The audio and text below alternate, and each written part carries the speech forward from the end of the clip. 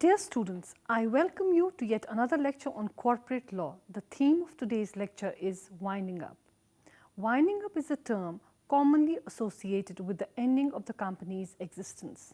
In fact, winding up is a process by which the assets of the company are collected and realized, its liabilities are discharged, and the net surplus, if any, is distributed in accordance with the company's articles of association. Professor L.C.B. Grover has defined winding up of a company as a process whereby its life is ended and its property administered for the benefit of its creditors and members. An administrator called a liquidator is appointed who takes control of the company, collects its assets, pays its debts, and finally distributes any surplus among the members in accordance with their rights. Thus, in the words of Pennington, winding up or liquidation is the process by which the management of a company's affair is taken out of its director's hand, its assets are realized by a liquidator, and its debts and liabilities are discharged out of the proceeds of realization, and any surplus of assets remaining is returned to its members or shareholders. At the end of winding up, the company will have no assets or liabilities and will therefore be simply a formal step for it to be dissolved, that is, its legal personality as a corporation to be brought to an end. It must, however, be pointed out that a company is not dissolved immediately at the commencement of winding up. Its corporate status and powers continue throughout the process of winding up. In fact, winding up precedes dissolution. When the winding up of the company commences, it is said to be in liquidation, but it does not cease to exist until it is dissolved. The object of winding up a company is to realize the assets and pay the debts of the company expeditiously in a fair manner in accordance with law. Dear students, we shall now discuss the winding up as provided in the Companies Act. The Companies Act 1956 prescribed three modes of winding up of a company, namely by the court, number 2, under the supervision of the court, and number 3, voluntary winding up. Voluntary winding up was further divided into two categories, namely members' voluntary winding up and creditors' voluntary winding up. However, the Companies Act 2013 prescribes only two modes of winding up, namely winding up by the National Company Law Tribunal and voluntary winding up.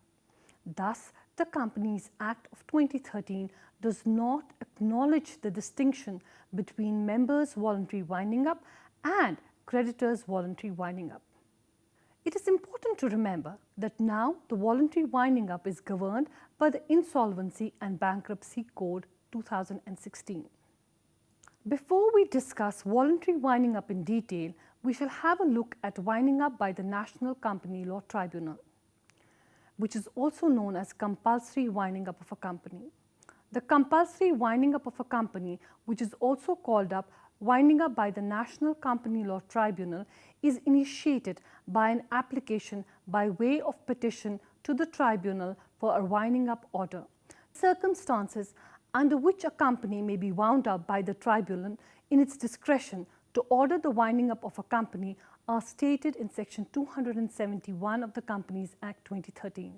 They are: number 1, if the company is not able to pay its debts; number 2, if the company has resolved by a special resolution that the company be wound up by the National Company Law Tribunal; number 3, if the company has acted against the interests of the sovereignty and integrity of India, its security of state, friend relations with foreign states, public order, decency or morality. Number 4, if the tribunal has ordered the winding up of the company under Chapter 19, that is, in case of a sick company. Number 5, if on application by the Registrar of Companies or the government, the tribunal is of the opinion that the affairs of the company have been conducted in a fraudulent manner, or the company has been formed for fraudulent and unlawful purposes, or the persons concerned in the formation or its management of its affairs have been guilty of fraud, misfeasance or misconduct in connection therewith, and that it is proper that the company be wound up. Number 6, if the company has made a default in filing with the registrar its financial statements or annual returns for immediately preceding 5 consecutive financial years. Or number 7, if the tribunal is of the opinion that it is just and equitable to wind up the company. In this lecture, we shall discuss voluntary winding up in detail. Voluntary liquidation under the Insolvency and Bankruptcy Code 2016. Initially, voluntary liquidation was governed by the provisions of the Companies Act 1956. This position continued even under the Companies Act of 2013 as the relevant sections of the Companies Act 2013 were not in force. However, a new beginning was made on March 30th, 2017 when the central government notified Section 59 of the Insolvency and Bankruptcy Code 2016. Section 59 of the Insolvency and Bankruptcy Code deals with the voluntary liquidation of corporate entities with effect from 1st of April 2017. This regulation deals with the voluntary liquidation of a corporate person under the code, which includes companies, limited liability partnerships, and any other persons incorporated with limited liability. Dear students, Insolvency and Bankruptcy Code proposes a paradigm shift and seeks to encourage resolution as a means of first resort and winding up of the company as a last resort, unlike the previous regime when companies were to be wound up for their inability to pay debts. Further, the resolution has to be in a time-bound manner, and as such, it is said that IBC is a fast-track mechanism for voluntary winding up. Dear students, we shall now discuss in detail the procedure which has to be followed in case of winding up under the Insolvency and Bankruptcy Code 2016. On a combined reading of Section 59 of the IBC Code, Sections 434, Clause 1, Subclause C and Sections 465 of the Companies Act 2013 and Rule 4 of the Transfer Rules, all fresh proceedings for voluntary winding up on and from 1st April 2017 shall be instituted before the National Company Law Tribunal and shall be governed as per the provisions of the Code and the regulations. Now we have a look at the steps that have to be taken for voluntary winding up. The procedure for voluntary winding up is: number 1, a declaration of solvency has to be made by a majority of directors of the company stating that they have made a full inquiry into the affairs of the company and they have formed an opinion that either the company has no debt or that it will be able to pay its debt in full from the proceeds of the assets to be sold in the voluntary liquidation, and the company is not being liquidated to defraud any person. The declaration of solvency has to be duly verified by an affidavit. The affidavit is to be accompanied by certain documents. These are: number 1, audited financial statements of the past 2 years. Number 2, records of business operations of the past 2 years. Number 3, report by the registered valuer about the valuation of the assets of the company, if any. Lastly, the latest financial position of the company, if any. The next step is a board meeting has to be convened to discuss and approve, subject to the approval of the members in the general meeting. Number 1, voluntary winding up of the company. Number 2, appointment of a liquidator, who shall be an insolvency professional who is independent from the company. The next thing that they have to consider is to approve the declaration of solvency and the affidavit filed by the directors of the company. They also have to fix the day, the date, the time, and to send the notice and agenda for the general meeting. The next step is that within 4 weeks of the declaration of solvency under subclause A, there shall be a special resolution of the members of the company in a general meeting requiring the company to be liquidated voluntarily and appointing an insolvency professional to act as a liquidator. In case of a company which is for a fixed duration or is in existence for a particular purpose, an ordinary resolution would suffice. Step 4 is that notices have to be issued in writing for calling of the general meeting proposing the resolution along with the explanatory statement. The 5th step is that in the general meeting an ordinary resolution has to be passed for the purpose of winding up of the company, voluntary winding up of the company and appointment of the insolvency professional to act as a liquidator. The 6th step is if the company owes any debt to any person, a meeting of the creditors is to be conducted to approve the resolution passed in the general meeting. Creditors owing 2/3 of the value of the debt of the company have to approve the resolution within 7 days. Step number 7 is that the Registrar of Companies has to be informed about the board resolution, the special resolution, the declaration of solvency and appointment of the liquidator.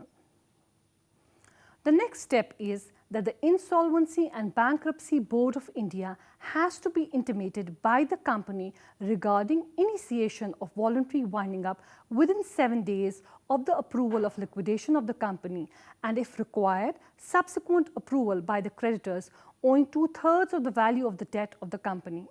Step number 9 is that the voluntary liquidation proceedings in respect of the company shall be deemed to have commenced from the date of passing of the resolution. This is subject to the approval of the creditors under subsection 3. The liquidator has to make a public announcement in Form A of Schedule 1 within 5 days from his appointment, calling upon all stakeholders to submit their claims within 30 days from the date of commencement of liquidation. The notice has to be published in one English newspaper and one regional language newspaper having wide circulation where the registered office and the principal office, if any, of the company is situated. The public announcement shall also be uploaded on the website of the company and any website designated for the purpose by the Insolvency and Bankruptcy Board of India. Within 1 month of the passing of the special resolution, the liquidator has to open a bank account. The bank account has to be opened in the name of the company followed by the words "in voluntary liquidation" in a scheduled bank.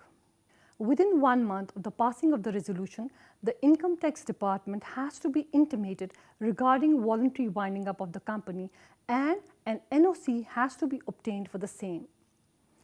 The insolvency professional has to prepare a preliminary report which is to be submitted within 45 days from the commencement of the liquidation process to the Insolvency and Bankruptcy Board of India. The proof of claims has to be submitted by operational creditors, by financial creditors, by single employees or workmen, by numerous employees or workmen, or by authorized representatives and any other stakeholder by post or by electronic means in the forms prescribed for the same. The liquidator shall verify the claims submitted within 30 days from the last date for receipt of claims and may either admit or reject the claim. A list of stakeholders has to be prepared by the liquidator within 45 days from the last date for receipt of claims. The valuation and sale of the assets of the corporate person has to be done by the liquidator in the manner and a mode approved by the company. The liquidator has to deposit the proceeds realized from the sale of the assets of the corporate person in a bank account. The distribution of proceeds so realized shall be made to the stakeholders within 6 months from the receipt of amount. Before the order of dissolution is passed under Section 59, Clause 8, the liquidator should apply to the adjudicating authority, which is the National Company Law Tribunal, for an order to pay into the company's liquidation account in the public account of India any unclaimed proceeds of liquidation or undistributed assets or any other balance payable to the stakeholders in his hands on the date of the order of dissolution. The liquidator has to maintain accounts for the liquidation period and conduct audit for liquidation period. The entire process is to be completed within 12 months from the date of commencement of liquidation. A final report needs to be prepared consisting of details of audited accounts of liquidation and a statement containing disposal of assets of the company, disposal of debts of the company to the satisfaction of the creditors, disposal of litigation pending against the company, sufficient provision for any obligation arising out of any pending litigation, statement of the sales of assets showing realized value, cost of realization, manner and mode of sale, details of the person to whom the sale is made, an explanation stating reasons for the shortfall, if any, in the value of sale realized is less than the value assigned. The final report needs to be sent to the Registrar of Companies, the Insolvency and Bankruptcy Board of India via courier or email, the educating authority, that is the National Company Law Tribunal, via physical filing. Where the affairs of the company are completely wound up and its assets completely liquidated, the liquidator shall make an application to the adjudicating authority for the dissolution of such company. The adjudicating authority, which is the National Company Law Tribunal, shall on an application filed by the liquidator pass an order for the dissolution of the company. The copy of such order is to be filed within 40 days with the Registrar of Companies. The liquidator shall preserve all the records, the reports, the registers and books of the accounts either in the physical or the electronic form for a period of 8 years after the dissolution of the company, either with himself or with an information utility. Dear students, we shall now discuss the classification of creditors of the corporate debtors. The Companies Act 2013 or the earlier versions of the Companies Act did not make any distinction between the creditors save and except as secured and unsecured creditors. However, the Insolvency and Bankruptcy Code has made a further distinction and provided for two more kinds of creditors, namely financial and operational creditors. A financial creditor has been defined under Section 5, Clause 7 of the Code to mean any person to whom a financial debt is owed, whereas Section 5, Clause 20 of the Code defines an operational creditor as a person to whom an operational debt is owed. The word financial debt has been defined under Section 5, Clause 8 of the Code, indicating that where money is disbursed, borrowed for interest, and whereas operational debt is defined under Section 5, Clause 21, where it is a claim in respect of goods or services.